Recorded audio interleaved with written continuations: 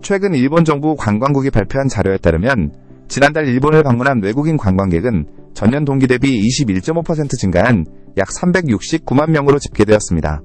특히 오사카 간사이 박람회의 영향 등으로 5월 방문객 수로는 역대 최다를 기록했습니다. 이처럼 관광객이 늘면서 관광 수익은 증가하고 있지만 숙박시설 부족 문제는 심각해지고 있습니다. 이러한 문제에 대응하기 위한 방안 중 하나로 특구 민박 제도가 활용되고 있습니다.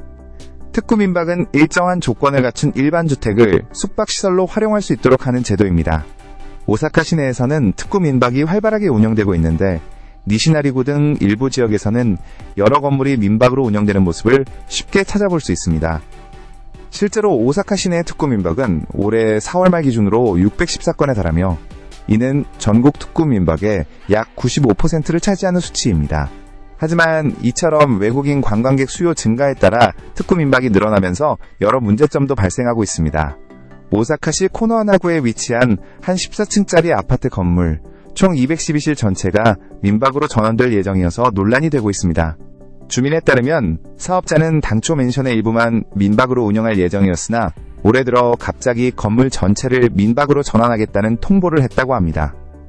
이에 대해 한 주민은 치안, 방법 문제와 더불어 난카이 트로프 지진과 같은 대규모 재난 발생 시 외국인 투숙객이 대부분인 시설에서는 초기 대응이 어려워 결국 인근 주민에게 큰 부담이 될 것이라고 우려를 표했습니다. 사업자는 올해 3월 건물 전체를 민박으로 전환한 뒤 6월 말에 개업하겠다는 내용을 통보한 것으로 알려졌습니다. 한 주민은 조용한 동네였는데 앞으로 매일 500명 정도가 큰 여행 가방을 끌고 오갈 것을 생각하니 솔직히 이사하고 싶을 정도라고 심경을 토로했습니다. 불안감을 느낀 인근 주민들은 이달 5일 해당 계획의 철회를 요구하는 서명서를 오사카시에 제출했습니다. 주민들은 건물 전체가 민박으로 변경된다는 사실을 너무 늦게 알게 된 점과 주민들에 대한 설명이 부족했다는 점을 지적했습니다. 한편 사업자 측은 TV 오사카의 취재에 대해 주거 표시가 확정될 때까지 설명회를 열 수 없었다고 해명하며 법적인 문제는 없으며 인근 주민들과는 공존을 위해 긍정적인 협의를 계속하고 있다고 밝혔습니다. 특구 민박을 둘러싼 인근 주민과 사업자 간의 갈등에 대한 전문가는 특구 민박 제도 설계 자체의 문제점을 지적합니다.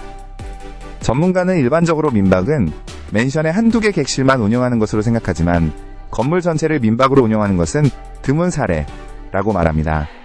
또한 이 정도 규모의 부동산이라면 본래 호텔이나 여관업 허가를 받아 운영하도록 지도하는 것이 맞다고 언급하며 특구 민박 제도 설계 당시 충분하고 신중한 논의가 부족했던 것이 가장 큰 문제라고 분석했습니다.